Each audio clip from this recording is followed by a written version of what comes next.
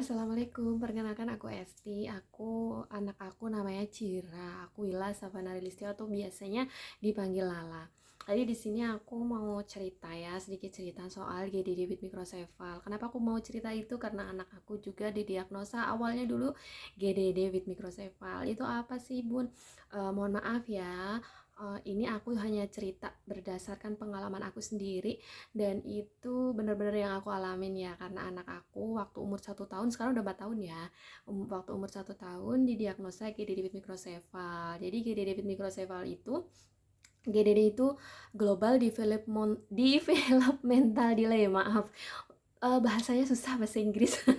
Oke, itu biasanya dialamin sama anak-anak spesial ya, anak-anak istimewa. Kenapa aku bilang gitu? Biar apa ya? Biar akunya juga kuat.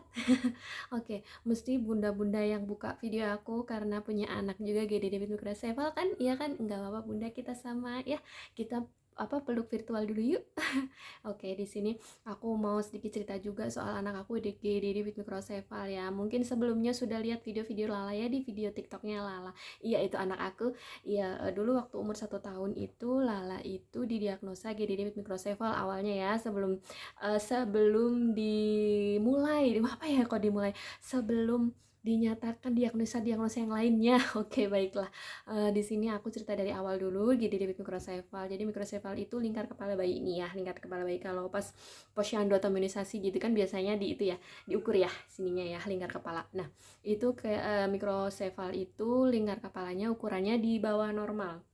Tapi sebelumnya saya mau minta maaf nih kalau misalnya penjelasan atau cerita aku ini banyak yang salah ya, karena aku hanya bercerita dan menyampaikan berdasarkan apa yang aku alamin. Gitu ya.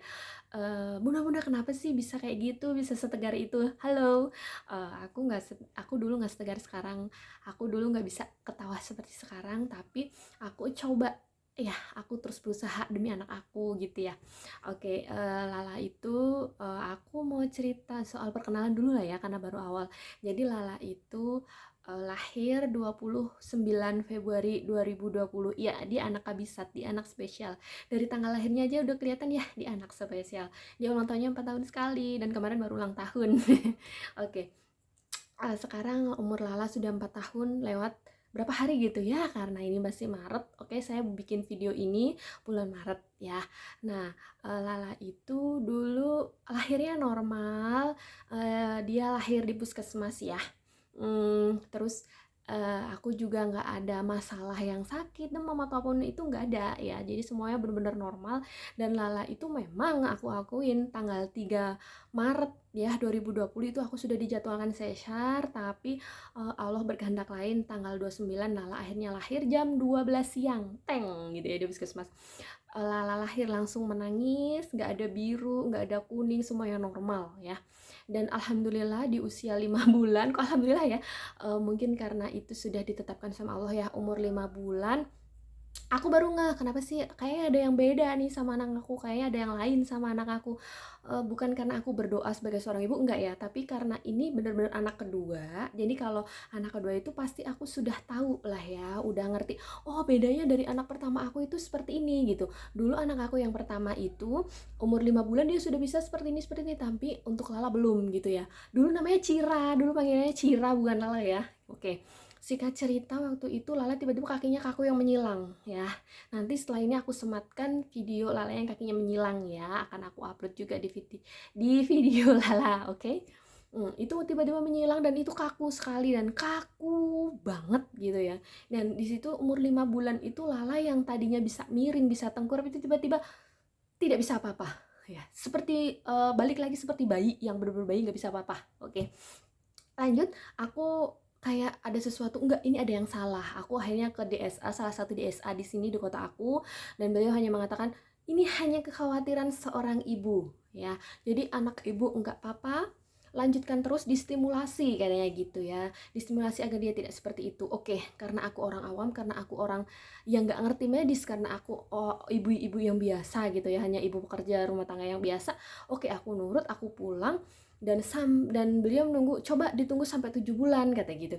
Oke, sampai 7 bulan aku stimulasi, aku ajarin dia miring, aku ajarin dia tengkurap, tapi masih sama gitu ya. Kalau untuk lehernya dia sudah tegak ya, udah tegak. Cuman kalau untuk miringin badan kanan kiri tuh dia susah umur 5 bulan. Padahal sebelumnya udah bisa, tiba-tiba nggak bisa gitu. Lanjut lagi, akhirnya 7 bulan belum bisa, aku balik lagi kok dong ke DSA-nya ya, "Dok, ini belum bisa, Dok," gitu. "Cira belum bisa, 7 bulan belum bisa," kayak gitu. "Ibu yang sabar dulu karena setiap apa namanya, perkembangan anak itu beda-beda." Iya, aku ngerti, tapi sebagai seorang ibu ya, aku ngerti dong dulu anak aku yang pertama bisa seperti ini belum gitu kan. Pasti ada worry gitu kan. Siapa sih seorang ibu yang misalnya dia udah anak kedua, ketiga dan seterusnya dia beda, itu akan diem aja? Kalau menurut aku enggak ya. Kalau itu benar-benar ibu yang care itu pasti dia akan cari tahu anaknya itu kenapa sih, ada apa sih, kenapa beda gitu kan, ya kan? Oke, singkat cerita, oke lah aku percaya dulu, aku pulang lagi. Sampai umur 8 bulan, alhamdulillah setelah 1 minggu atau 2 minggu setelah itulah, Lala tiba-tiba bisa miring sendiri. Itu ya Allah, aku senengnya luar biasa, bisa miring kanan, kiri gitu ya. Kalau untuk tengkurap dia belum bisa, ya umur 7 bulan belum bisa. Sampai akhirnya aku nunggu deh, sampai umur 8 bulan, bener-bener tank 8 bulan, Lala itu tiba-tiba bisa tengkurap sendiri ya. Tapi belum bisa balik. Nah, itu setelah itu aku stimulasi terus sesuai aku nonton YouTube. Jujur aku nonton YouTube Bunda siapa gitu ya yang bikin video juga kayak gini tentang anaknya. Aku ikutin dia semuanya. Aku ikutin, aku tengkurepin dia. Alhamdulillah umur 8 bulan menginjak ke 9 bulan Lala bisa untuk tengkurep gitu ya. Setelah itu, tapi kenapa dia belum bisa duduk mandiri? Harusnya dia udah bisa dong gitu ya. Bukannya aku seorang ibu yang nggak mau telaten atau nggak sabar gitu ya, tapi ini bener-bener beda. Jadi aku harus segera. Karena apa? Karena aku juga kejar-kejaran sama waktu. Aku mikirnya kayak gitu. Bukan karena aku nggak mau ngurusin anak aku, enggak. Tapi aku pengen anak aku itu normal. Anak aku itu sesuai tumbuh kembangnya gitu ya. Walaupun aku orang bodoh, tapi aku pengen cari tahu ini kenapa gitu kan. Oke, aku kembali lagi ke DSA-nya itu umur sekitar 9-10 bulan. Kata DSA, kata beliau begini, ibu itu yang sabar. Ibu kenapa nggak sabar? Perkembangan setiap anak-anak itu beda-beda. Coba deh ditunggu 1 tahun. Dok, kalau aku harus nunggu 1 tahun, bukannya aku nggak percaya sama anak aku sampai gitu. Kalau belum bisa, aku harus gimana? Karena aku jujur aku kayak punya feeling ada sesuatu di anak aku gitu. Gini aja kalau ibu mau, anak ibu diterapi aja di sini. Oke, aku langsung bilang gitu kan. Saat itu juga aku langsung terapi dan 1 minggu dijadwalkan untuk 2 kali terapi ya, itu terapi okupasi waktu itu. Biar dia bisa miring, lebih lancar lagi, bisa tengkurap, bisa duduk gitu ya. Sampai akhirnya itu umur berapa ya? Aku lupa. Itu belum ada perkembangan, menurut aku belum ada perkembangan. Jadi aku kayak, kok masih gini-gini aja gitu ya. Terus aku pindah terapi ke RSUD di sini ya. Dan alhamdulillah itu ketemunya sama Bu Jenny gitu ya. Nah, Bu Jenny itu beliau sabar banget sama Bu Jenny itu. Beliau benar-benar telaten banget ngurusin Cira waktu itu terapinya gitu. Sampai aku setiap hari nggak pernah absen. Itu seminggu 3 kali aku nggak pernah absen. Demi anak aku itu bisa cepet perkembangannya. Oke, singkat cerita umur 11 bulan, alhamdulillah umur 11 bulan didampingin sama yang namanya Bu Jenny ya, terapis di RSUD itu, alhamdulillah Lala bisa duduk, itu benar-benar yang aku nangis lihat anak aku duduk, karena sebelumnya itu kalau duduk itu harus pakai bantal, ngerti gak sih Bun? Yang kanan kiri belakang gitu kasih bantal, itu Cira dulu gitu, kalau kanan dihilangin bantalnya dia jatuh ke kanan, kalau kirinya dihilangin dia jatuh ke kiri. Begitulah seterusnya gitu. Sampai 11 bulan alhamdulillah dia bisa duduk sendiri. Singkat cerita, panjang banget ceritanya Lala itu. 1 tahun Lala bisa duduk yang bener-bener dia duduk sendiri dari tiduran. Itu 1 tahun baru bisa. Kalau 11 bulan itu dia baru bisa didudukkan, ngerti ya? Didudukin. Jadi dia belum bisa sendiri gitu. Nah, oke, aku terapi terus tiap seminggu 3 kali aku terapi. Kok seminggu 3 kali? Seminggu 2 kali, maaf. Itu terapi terus. Dan aku juga waktu umur 11 bulan aku sempet ngeyel sama dokternya, "Dok, anak aku itu kenapa? Tolong aku dikasih tahu karena ini sudah menurut aku ya, itu ada sesuatu yang nggak bener." Menurut aku gitu. Ada sesuatu yang di anak aku yang aku tuh nggak tahu. Kata dokter, "Bu, anak ibu tuh nggak apa-apa. Ibu sabar aja. Namanya perkembangan setiap anak itu beda-beda." Aku cuma diem, aku nggak percaya ya. Bukannya aku sok pinter, ngelebihin pinternya dokter dan aku nggak percaya sama dokter, enggak. Tapi aku cuma pengen cari tahu anak aku itu kenapa. Aku pindah ke dokter dong, aku pindah ke dokter lain. Kalau nggak salah ada 4 atau 5 dokter anak yang aku temuin. Dan waktu itu juga aku terapis di luar RSUD juga karena menurut aku biar lebih cepet gitu ya. Aku di tempat terapis Bunda Esti waktu itu. Nah, di situ terapisnya itu ngomong, "Ibu coba deh ke dokter ini," katanya gitu. Itu di sana dokternya lebih teliti gitu. Di rumah sakit ini.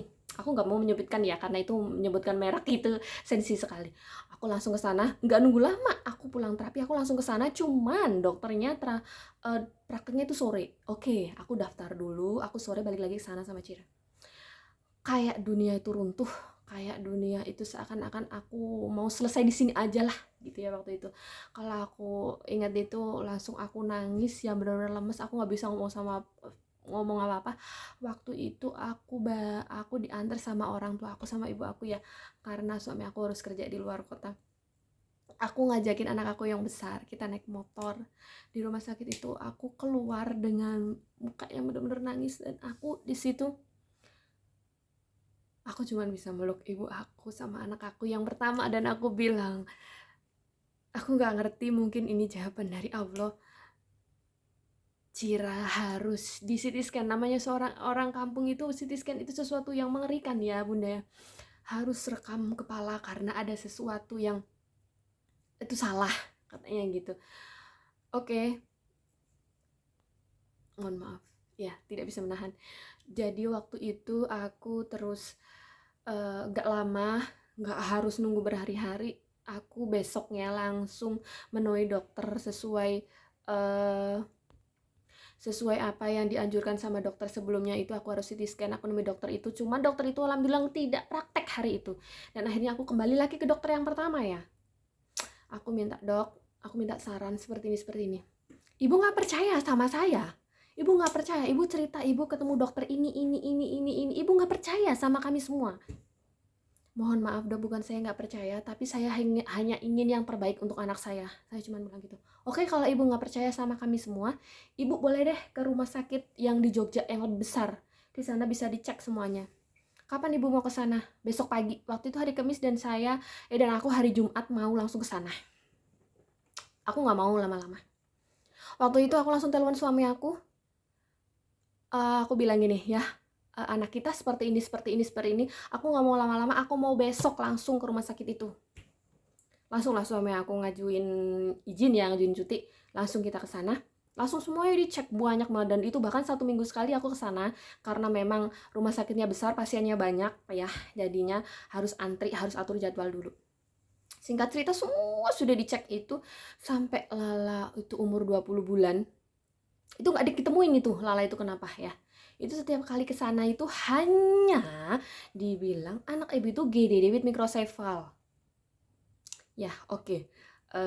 Jadi nanti aku bakalan cerita lagi. Jadi sementara aku bikin fitnya di sini dulu. GDD with microcephaly itu global developmental delay. Microcephaly itu lingkar kepala di bawah di bawah normal. Tenang. Memang tidak bisa disembuhkan, Bunda. Tapi kita bisa bisa mengejar tumbuh kembangnya biar lebih baik lagi. Nanti aku akan, setelah video yang ini, aku bakalan bikin video lagi kelanjutan cerita tentang Lala, tentang anak aku. Dan alhamdulillah perkembangan sekarang sudah jauh lebih baik. Nanti aku akan kasih tahu caranya. Terima kasih, jangan lupa like, komen, dan subscribe. Kalau misalnya ada yang mau ditanyain boleh tulis di kolom komentar, pasti insya Allah aku jawab. Ya, terima kasih. Assalamualaikum.